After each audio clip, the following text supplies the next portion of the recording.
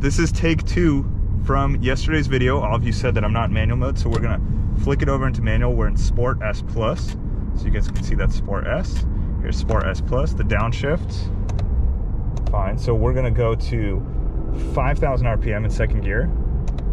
So there's the downshift, and I'm gonna show you guys. You'll be able to see when I tap it at 5,000 RPM versus when it actually shifts. Tap, doesn't shift, tap, shifted at about 5,500. On the downshift, however, if I hit it at 4, there it goes, at 4.5.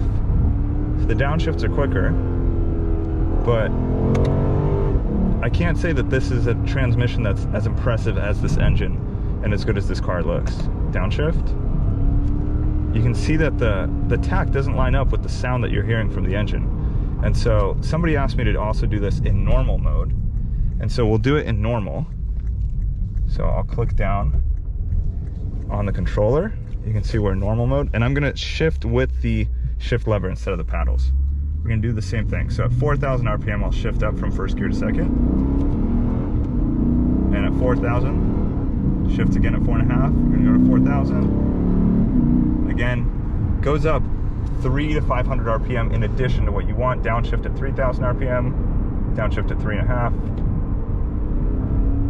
It's a very smooth transmission. It's super smooth. It's a luxury sort of transmission. It's an 8-speed automatic.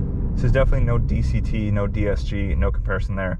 And then here, we're just gonna put it back in Sport Plus and hit it.